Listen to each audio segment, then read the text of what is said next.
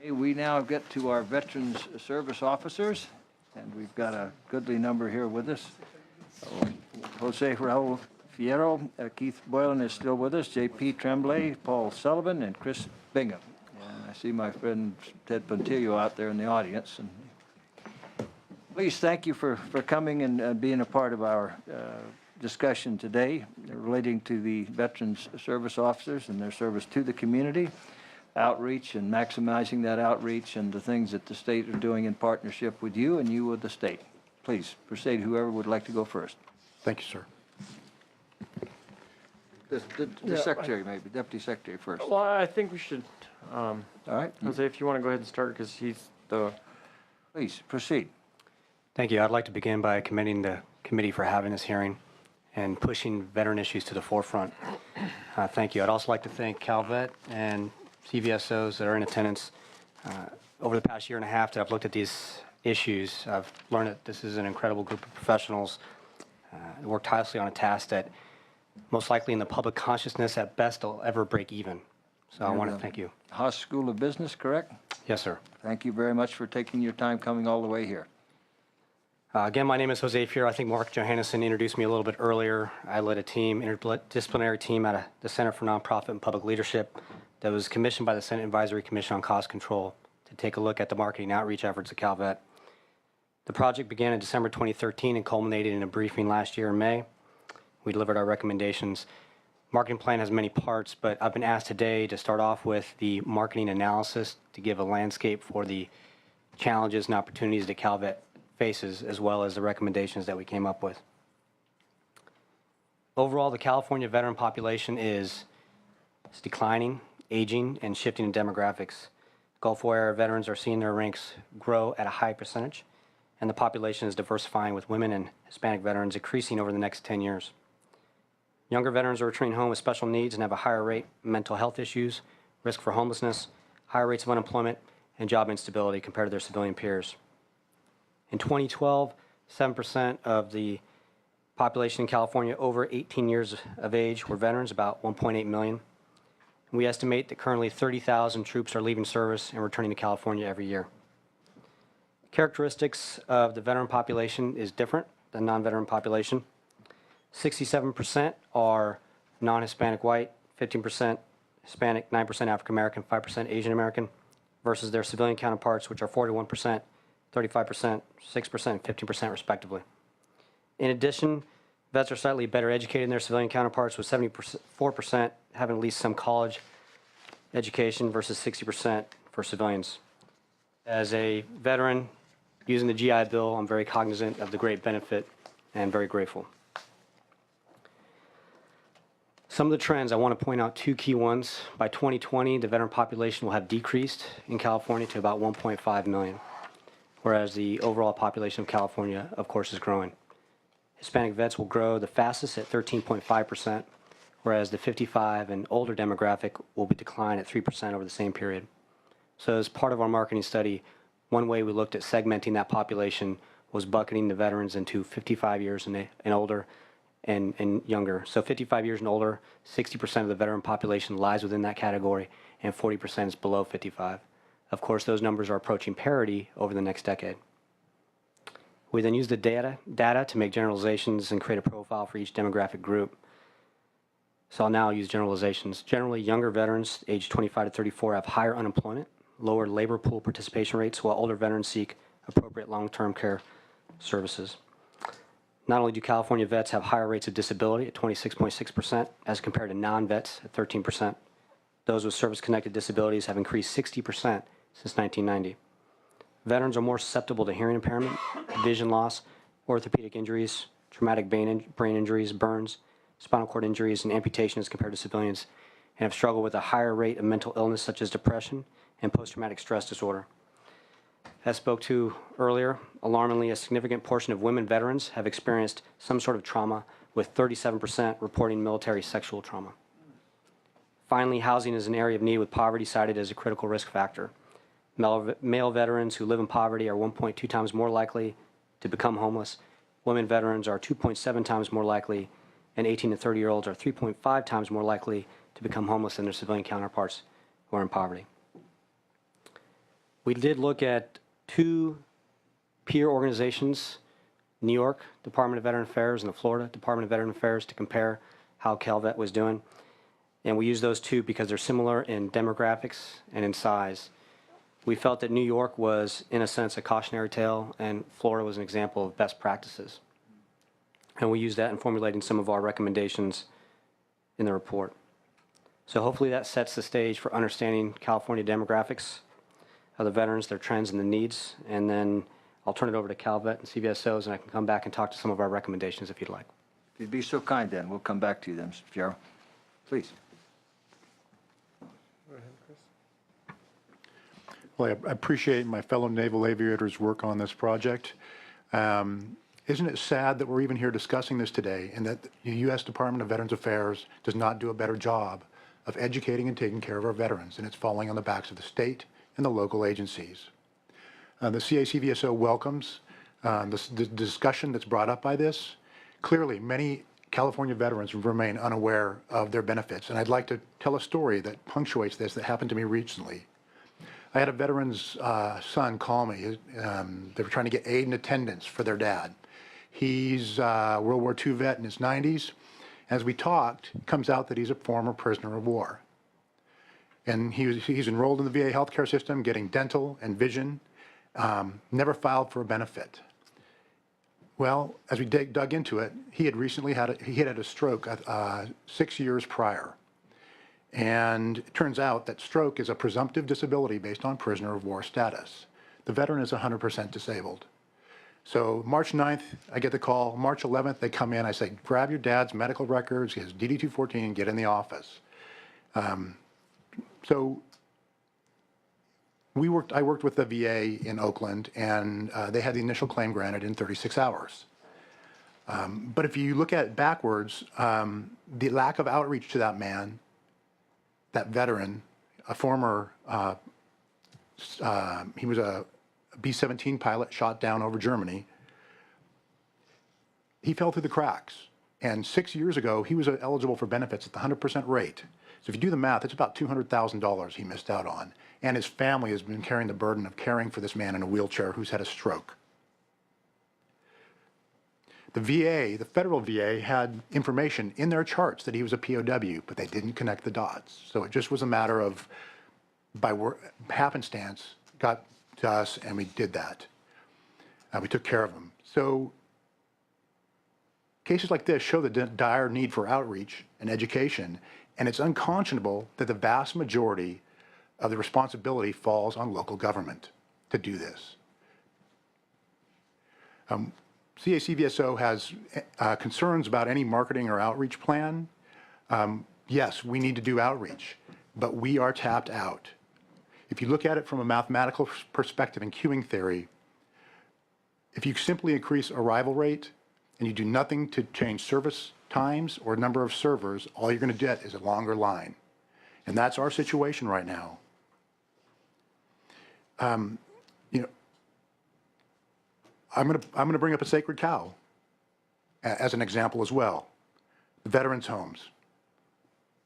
The vast majority of the state's budget goes to the 2,000 veterans living in the homes. The remaining 1.8 million veterans in California are served by the $2.6 million in subvention and the additional $3 million that we gratefully appreciate for the plus-up that we're trying to fight. We're having to fight to make permanent. The legislature should permanently increase funding in a big way to increase service delivery so that we can fully meet the needs of the state veterans. We are victims of our own success and marketing. The $400,000 media outreach, veteran ID cards, soon the veterans designations on the driver's licenses, those are all going to drive demand to our office. We're struggling with what we currently have, but we will gladly take on the challenge to take care of whatever comes to our door. My office, I have a wait of 2 months to see one of my staff for an appointment. We have a modified drop-in policy where we'd see people as drop-ins in the morning. Those are basically triage to figure out what we need to do. And then we schedule people accordingly. But a lot of the offices throughout the state are in the same situation. We are struggling. I have staff that are going to therapy because the stress of the job is starting to get to them. They're volunteering to work overtime. I have 3 of my staff working 2 hours a day overtime voluntarily, but it takes its toll. We are dealing with people and stories that are broken, and it's hard on us, and it's hard on our souls, just as it's hard on the veterans that are coming to us for the first time or the second time. Word of mouth is giving us 100 new veterans every month in our office alone. That's new people that have never sought benefits. In the last 365 days in my office, we've had 1,056 awards. So that's claims that were filed and the VA has given awards. $19.5 million of new money coming into the state. That is a big deal. CVSOs across the state are doing that, and our numbers are going through the roof. Fully developed claims, we love them. Our clients love them. It works great. We're seeing a much higher grant rate. We are seeing a faster grant rate. And fully developed claims are a significant reason why the backlog is coming down. Fully developed claims are a lot of work, as was said earlier, and they are going to become more work. Right now, we send a paper file to CalVet or the POA that we're using. They take care of getting it into the VA system. We make a cursory PDF copy because we don't keep paper records. And so we have one PDF scan of the entire record. With the new electronic claim process that's coming down the road, we're going to have to scan each individual document that's part of that claim product, which could be 4 to 20 pages that we're going to have to upload individually into the VA system. Our workload's going through the roof. So the bottom line on the CVA-CVSO perspective on any marketing or outreach plan is be careful what you do and make sure you properly fund us to deal with the demand that you create by a new marketing outreach program. But we would love to have it, and we'd love to have more money so that we can serve every veteran in the state. Thank you, sir. Thank you for your testimony and as well, surely your candor. Sullivan? Good afternoon. I'm Paul Sullivan, the new Deputy Secretary for Communication and Public Affairs at CalVet, and I'm honored to be here, Mr. Chairman. I'm here to describe our new office, strategic plans, and other things that we're doing. But first, let me tell you what the new office is doing. It was created in July of 2014 when the Communications and Legislative Affairs Division was divided into 2 offices, a Legislative and Government Affairs Division, and that's J.P. Tremblay, who's behind me now, and Former me. newspaper man, you know, he's well placed. Yes. The mission of CalVet's Communications Division is to drive the overall communication strategy of the department as the divisions within the agency provide advocacy, information, outreach, and support to our nearly 2 million California veterans and their families. What I'd like to do first is to describe a little bit what we're doing with strategic planning. The first is branding. Thanks to the report that you've done, thank you very much. What we've done, some of this predates me, is make sure that our visual branding is CalVet in the blue and gold. People see that with the bear, they know CalVet, and the great thing about it is it differentiates us from the federal VA. The next thing that we're doing is training. We've made sure that each of our public information officers that are in our homes and at headquarters have received public relations training. We've also made sure we've provided training to our leaders within CalVet, so each of the assistant deputies, undersecretary have all been trained in essentially what do you do when you encounter a reporter, and it's basic public relations 101. We've also worked with Keith's division, Veteran Services, to make sure the links, the local interagency folks are being trained on how to interact with the press. The next thing that we've done at CalVet in our communications is set up metrics. We want to make sure that we're measuring the things that are important. That way we can tell how are we doing in the communications division. The next thing, and this comes right out of the report that you wrote, thank you very much again, is coming up with themes each month and in our communications to make sure that we are hitting the high points of specifically for demographic groups. and I'll give you some more details on that in a minute. What we're overall doing with the strategic planning is standardizing the processes for communications. For everything from press releases to public notices, to make sure that folks within our office know how to do it so it's done right and it's done quickly. And I think we're having great results on that. Next up, let me tell you some about what we're doing for our interdivision collaboration. As again, communications is driving the overall media strategy, but we're working with each of the divisions within Calvet. For example, on the training, we've made sure that each of the divisions knows basically how to put together a press release from the start all the way to distribution, all the way to questions coming back. And that's very important. We're also making sure, for example, on our themes that we're touching what is important not only for our veterans because they come first, but what's also important for Calvet's overall strategic planning. For example, this year, we devoted one of our newsletters to simply jobs that were open at our Calvet homes. We wanted to make sure that everyone knows that Calvet is a great place to work. We have lots of jobs there, and they're wonderful jobs to be able to help veterans every day getting the care that they need in the homes.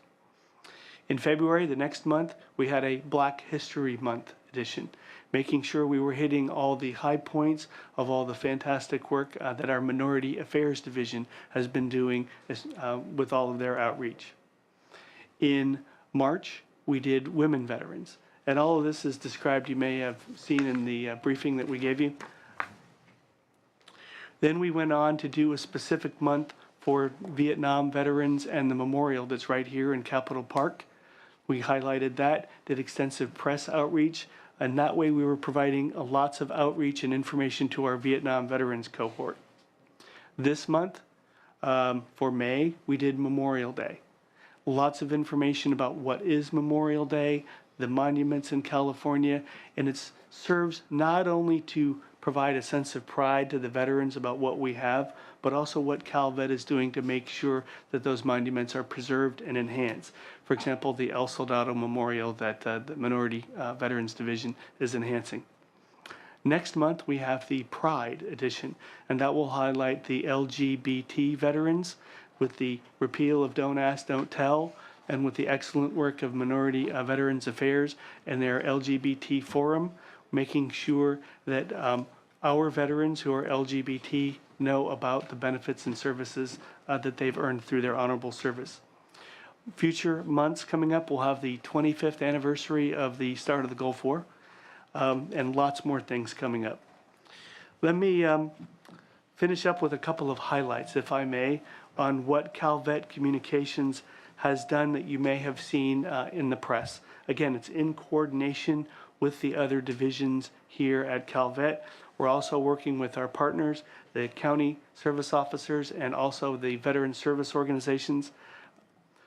First up, we had the Women Veteran Outreach Toolkit, and in November 2014, the Women Veteran Affairs Office released that in time for for Veterans Day, and that was able to appear on the front page. I'm getting feedback here. Are you getting it too? It appeared on the front page of the Sacramento Bee, as well as more than a dozen other newspapers in the state over a period of 3 weeks, significantly increasing the outreach to veterans. For the Vietnam Veterans Memorial, the local TV stations covered it, and as well as several newspapers throughout the state, including in Long Beach, where the Frank E. Evans was stationed, where about 20 of the names added came just from that ship sinking. I think I can thank you on behalf of B.T. Collins for this one, too. He was a good friend. Thank you. Next, we had the new California Central Coast Cemetery groundbreaking in March. That garnered a tremendous amount of media coverage on the coast. And again, all of this is free or earned media with no marketing budget. Just using our in-house staff of public information officers, we're able to reach out now to the press to make sure that veterans are getting a lot of important news about what's going on.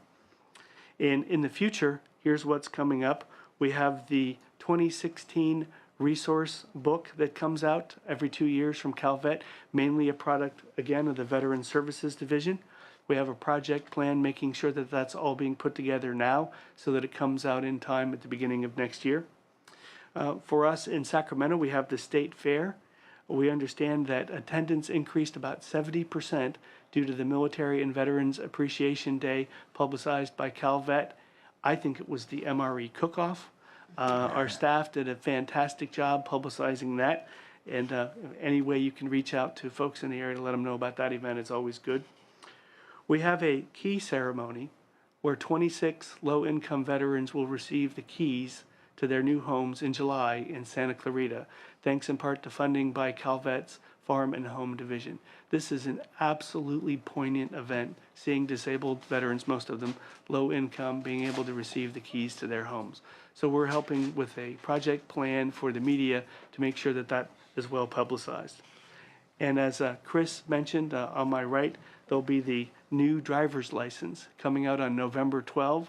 Calvet is working very closely with our partners at the county service offices, the veteran service organizations, and the DMV and Veteran Services to make sure veterans know the process of being able to get the word veteran put on their driver license or state ID card. So that's a lot of talking about all the stuff that Calvet Communications has done. What I'd like to do is ask JP behind me to actually show you some examples. I don't know if you can turn around and see Yes, the we screen certainly behind can. you. Please proceed. Thank you, sir. Let's just start at the top at Calvet, the video that says CVSO PSA video. If you could play that, please.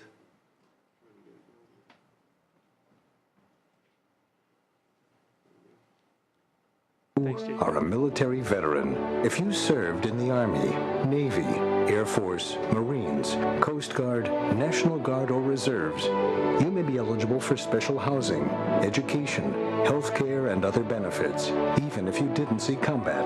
If you served, you earned. This station joins America in saying thank you for your service. A message from this station, Calvet, and the California Association of County Veteran Service Officers. Really want to thank the county service officers for putting that together. That's what this is all about. I know here in Sacramento, it ran over and over and over again on the stations. JP, if you would play the next one that says My Calvet State Fair video, please. Yes.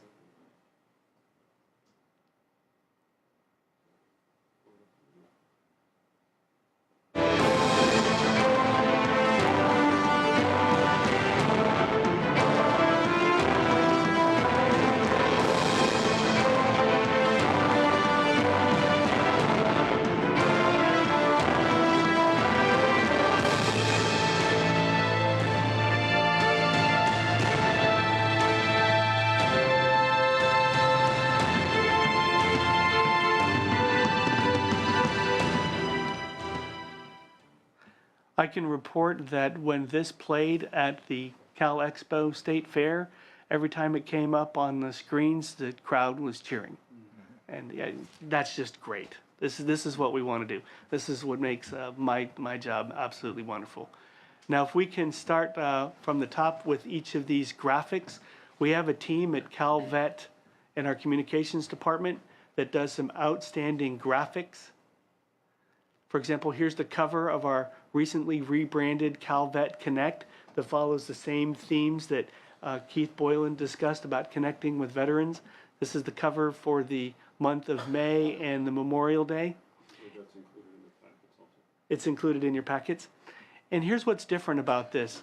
This edition has pictures of all the memorials plus a map that are located right here in the State Capitol Park. So if you want to know where to see all those, they're all there. The next is the Facebook page for Calvet. We've increased the number of people liking that to more than 22,000. And what we're doing is we have 14 total Facebook pages, one each for our homes, headquarters, women veterans, minority veterans, and I'm going to leave somebody out, but we've got 14 pages. And the traffic is going up. And what we're finding is that we do have to post information on multiple pages to make sure that we're reaching each of the demographics that we want to target. The next document is a farm and home loan ad. This is just great. See the branding that we've got up at the top for Calvet, and it's got the little house in there inside the Calvet logo. Next up, if we could, human resources. We want to encourage Californians to apply for state jobs, especially Calvet. So here's a brochure developed that's handed out at job fairs. As was mentioned by Deputy Secretary Kobe Peterson, there was a job fair for our homes, and about 800 people showed up. And this is the type of brochure that's handed out at an event like that. The next item, JP, is a LGBT Veteran Forum poster. Essentially, this poster was for the leadership forum that was led by Calvet's Minority Affairs and Deputy Secretary Mirtha Villarreal Younger. They did a great job putting that together, and we'll also be helping her as she wants to publicize the release of the white papers that she discussed. Next up, please, JP. This is an ad that we put in our newsletter, and this is for the El Soldado, and this is assisting with the fundraising. And as Mirtha Villarreal Younger mentioned, they're coming up close on having enough money to be able to break ground and complete the restoration, enhancement, and beautification of the memorial. Next up is Veteran Services. Again, this is with the My Calvet branding. And what we're showing here is the generic version of where veterans can learn to get more information. Next up is our Veteran Services. This is another graphic. You may have heard about the library partnership between Calvet and the libraries. Right here in Sacramento, I went in and there's a very powerful display of letters from veterans home, as well as a display table up on the second floor where veterans who walk in can get all kinds of brochures and information. Veteran Services Division has done an outstanding job. I believe you set up more than 20 of these partnerships? 23 now? So this is the flyer. Again, we've got our partnership graphic, first Calvet on the left and then the state libraries there on the right. And see how we keep emphasizing the four things, HE, the education, employment, health, and housing. And the next one, if you could, JP, education.